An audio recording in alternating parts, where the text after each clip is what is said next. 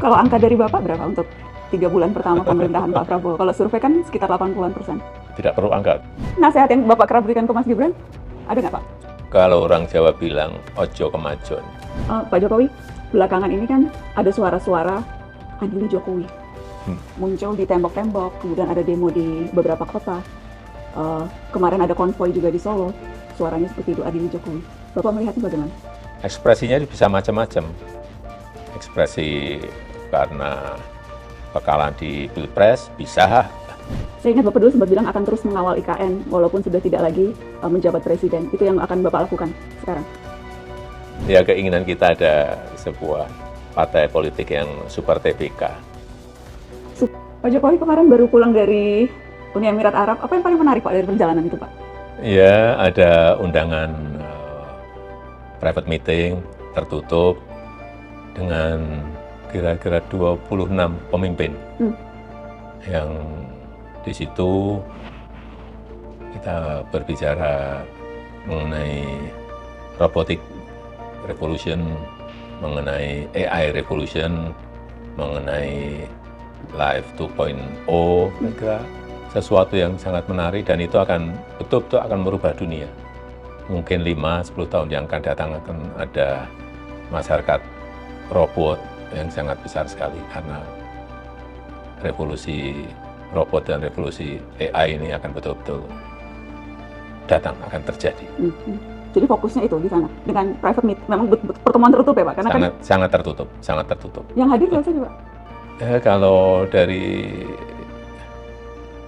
pemerintahan, mantan Perdana Menteri Australia ada Kevin Rudd, kemudian mantan Perdana Menteri Inggris Tony Blair, dan saya. Yang lainnya pemimpin-pemimpin tech company yang banyak. Pak Jokowi memang sudah merasa betul-betul masuk masa pensiun atau masih ingin produktif Pak? Ya kalau produktif apapun kita ingin, masa hidup harus kita isi dengan produktivitas yang semaksimal mungkin. Harus produktif, hidup itu harus produktif. Dan itu yang berusaha Bapak lakukan sekarang? Ya mungkin hal kecil-kecil tapi ingin saya lakukan. Siapa tahu mau mampir ke Solo? Oh gitu kan ya. Mau mampir ke Solo? Beliau mau cawe-cawe. Bukan saya itu. Beliau. Cawe-cawe bahasa apa sih Pak? Masih Jawa. Artinya? Ikut-ikutan, masih pengen ikut-ikutan. Obama, kemarin Obama. Cawe-cawe lagi. Biasa. Warga negara yang orang Jawa. Saya mau juga cawe-cawe sama Pak. Nggak ada kalau Bapak itu boleh. Oh kalau itu saya Bukan spam nih Mas. Oke Pak, saya bikin dia Pak. Kemarin itu kan sempat ramai ketika Bapak bertemu Pak Prabowo di resepsi pernikahan. Yang dibahas soal cawe-cawe. Karena kan ada tudingan, wah Presiden ke-7 nih masih ingin intervensi di pemerintahan saat ini. Sempat dibahas cawe-cawe juga dengan Pak Prabowo gitu Pak? Enggak, itu guyonan, malah guyonannya adalah Pak Prabowo ingin cawe-cawe ke saya di Solo. Guyonan-guyonan. Enggak lah, kalau saya melihat kepemimpinan Pak Presiden Prabowo ini sangat baik dan juga kemarin juga tercermin di kinerja approval rating di 80,9. Artinya dukungan masyarakat sangat baik, dukungan parlemen juga dari DPR juga sangat besar. Saya kira beliau pemimpin kita saat ini sangat baik. Kalau angka dari Bapak berapa untuk 3 bulan pertama pemerintahan Pak Prabowo? Kalau survei kan sekitar 80-an%. Sangat baik. Tidak perlu angka, tapi sangat baik. Sangat baik. Saya kira kita lihat dari kebijakan baik yang berkaitan dengan makan bergizi gratis, itu bagus, diterima rakyat. Saya melihat ini di tingkat rakyat, penerimaan di tingkat rakyat sangat bagus. Kemudian penghapusan hutang UMKM, itu juga sangat bagus. Kemudian kebijakan-kebijakan yang lainnya saya kira diterima masyarakat sangat baik, sehingga approval ratingnya di 80,9. Bapak sering memberi masukan ke Pak Prabowo? Enggak. Saya kan di Solo. Kalau ketemu ya berbicara ringan-ringan saja. Enggak. Bapak menghindar disebut cawe-cawe atau karena memang Bapak merasa Enggak, tidak baiklah saya kira apa nanti dikatakan intervensi atau dikatakan cawe-cawe. Saya kira dia pemimpin kita saat ini yang sangat baik. karena kan orang menganalisanya Pak karena menteri-menteri datang ke sini duduk di meja ini. Kemudian ada yang bertanya itu silaturahmi biasa apa silaturahmi politik ya? Ya silaturahmi biasa, ada yang kangen karena belum pernah ke rumah, karena juga udah 3 bulan nggak ketemu, ya ingin mengabarkan. Tapi tidak ada pembicaraan politik biasanya? Nggak ada.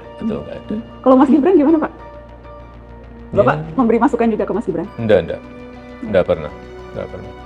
Mas Gibrannya juga tidak pernah meminta masukan? Sama sekali. Itu tipikal Mas Wapres kan seperti itu. Menilai kinerjanya juga sangat baik, seperti Pak Jokowi melihat Pak Prabowo. Ya, itu masyarakat lah yang menilai, jangan saya. Bapak nggak enak menilai karena anak sendiri? Masyarakat yang menilai. Tapi nasihat yang Bapak kerap berikan ke Mas Gibran, ada nggak Pak? Dari pengalaman Bapak menjadi orang nomor 1 dan melihat orang nomor 2. Kalau orang Jawa bilang, ojo kemajon. Udah, itu aja. Ojo kemajon. Jadi maksudnya harus ya karena jangan melebihi, jangan berlebih-lebihan. Karena secara konstitusi memang wakil presiden itu adalah mendampingi presiden atau membantu presiden apabila diminta. Itu udah. Jadi jangan menonjolkan diri gitu ya Pak. Ojo kemajon.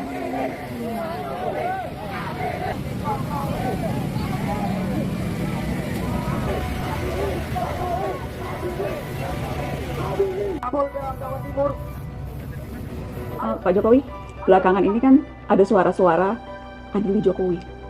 Muncul di tembok-tembok, kemudian ada demo di beberapa kota. Kemarin ada konvoi juga di Solo, suaranya seperti itu, adili Jokowi. Bapak melihatnya bagaimana? Ya itu kan ungkapan ekspresi kan. Ekspresinya bisa macam-macam. Ekspresi karena kekalahan di Pilpres bisa, ekspresi karena kejengkelan terhadap sesuatu bisa. Saya kira ini negara demokrasi. Saya kira ya biasa-biasa aja kalau saya menanggapinya. Bapak tidak terlalu memikirkan itu? Enggak.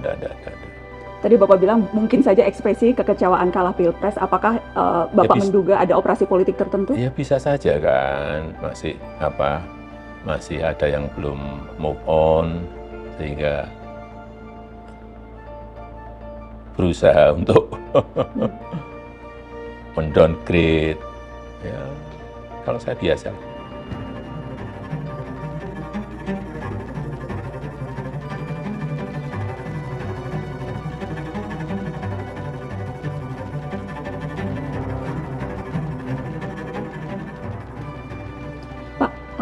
Saya harus tanya soal IKN, karena efisiensi anggaran yang dilakukan pemerintahan saat ini tentunya akan berdampak pada pembangunan infrastruktur termasuk IKN. PNS juga yang rencananya pindah ke IKN ditunda.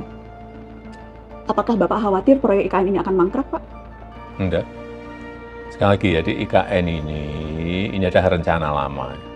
Rencana lama dari Presiden pertama kita, Insinyur Soekarno. Kemudian kita eksekusi. Dan memang kalau kita melihat secara makroekonomi, PDB ekonomi kita itu 58% itu berputar di Jawa. Padahal kita memiliki 17.000 pulau. Tapi 58% PDB ekonomi itu berputar di Pulau Jawa. Yang kedua, 56% penduduk Indonesia itu ada di Pulau Jawa. Sehingga magnetnya itu semuanya ada di Jawa. Dan saya kira daya dukung Pulau Jawa kalau kita terus-teruskan tidak akan mampu. Karena semua magnetnya akan ketarik ke sini. Yang pertama. Yang kedua, memang kita ingin merancang sebuah ibu kota politik di luar Jakarta. Kalau di Amerika ada New York, ada Washington DC, di mana Australia, ada Sydney, ada Canberra. Kenapa kita tidak merancang itu? Bahwa sekarang terlihat tidak berjalan sesuai dengan target, karena ada banyak target-target yang tidak terlampaui. Itu pertanyaannya, Bapak tidak melihat ini potensi mangkraknya besar? Oh, enggak. sekali lagi IKN ini adalah proyek jangka panjang. Bisa 10 tahun, bisa 15 tahun, bisa 20 tahun. Ini ibu kota yang pindah. Mau pindah rumah aja ruwetnya seperti itu, apalagi ini mempersiapkan perpindahan ibu kota. Jadi kesiapannya kan memang harus betul-betul sempurna betul baru pindah. Misalnya ASN kita mau kita pindah, sekolah anaknya siap belum? Kalau sakit, rumah sakitnya siap, sudah beroperasi belum? Kan semuanya harus dihitung. Kalau ingin belanja, pasarnya siap belum? Supermarketnya ada atau tidak? Kan semuanya harus disiapkan semuanya, tidak semudah itu. Jadi Bapak memahami kalau memang sekarang targetnya banyak penyesuaian-penyesuaian termasuk karena efisiensi Iya, anggaran yang sekali dilakukan lagi, pemerintah. ini pindah ibu kota. Jadi Pak Sony nanti saya ke sini nginep sudah tidak sebagai presiden, itu berarti sudah jadi 15 bulan. Dan akan saya lihat terus, meskipun saya nggak jadi presiden akan saya ikuti terus. Saya ingat Bapak dulu sempat bilang akan terus mengawal IKN walaupun sudah tidak lagi menjabat presiden. Itu yang akan Bapak lakukan sekarang? Ya bukan mengawal ya, mengingatkan bahwa IKN ini sudah ada undang-undangnya, sudah disetujui oleh 93% fraksi yang ada di DPR. Saya rasa semuanya sudah berjalan sesuai dengan tahapan-tahapan yang ada. Pak, Mengenai anggaran itu keputusan dari Bapak Presiden dan pemerintah sekarang.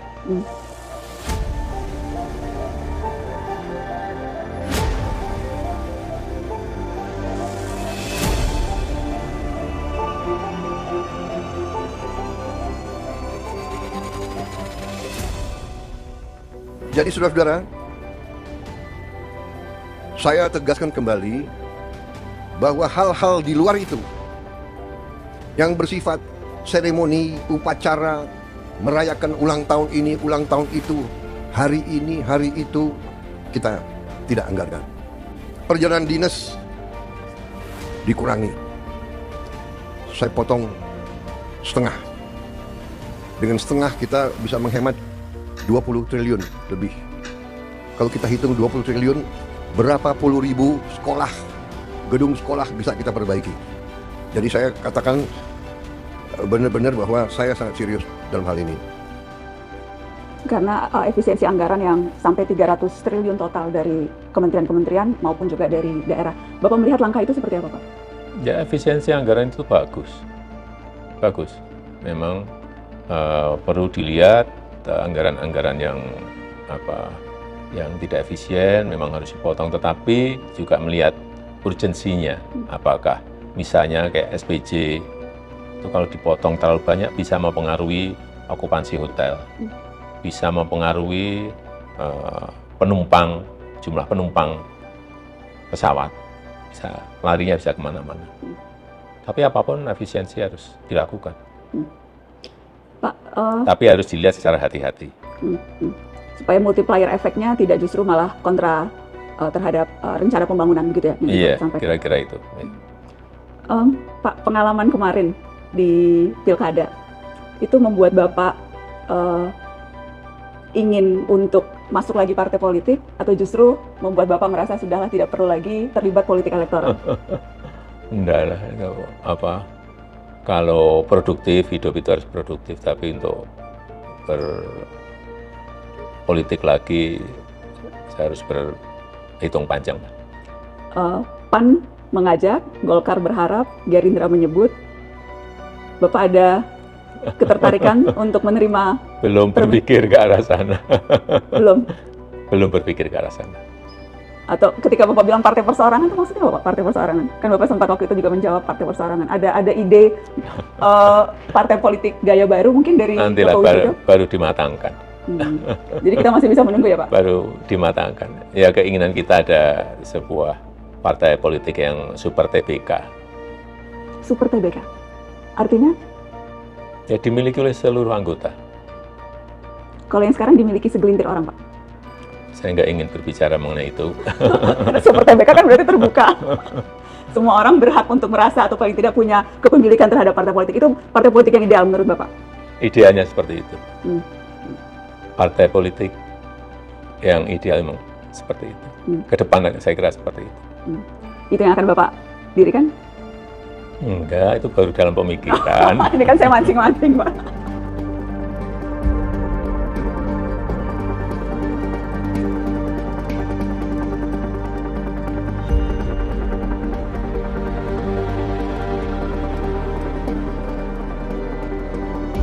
Pak, ada undangan ke HUT Partai Gerindra minggu depan. Yang diundang Bapak dan katanya semua ketua partai diundang, berarti kemungkinan Bu Mega juga akan diundang. Bagus. Iya. Ini bagus ya. Semua Bapak akan diundang hadir, Pak? bagus. Insya Allah, apabila diundang, saya pasti hadir. Kalau Bu Mega juga hadir, itu akan jadi pertemuan pertama Bapak dengan Bu Mega setelah sekian lama ya, Pak? Iya, sangat bagus. Kapan Pak terakhir ngobrol dengan Bu Mega? Apa nih ya? Ya, sebelum Pilpres. Sebelum Pilpres.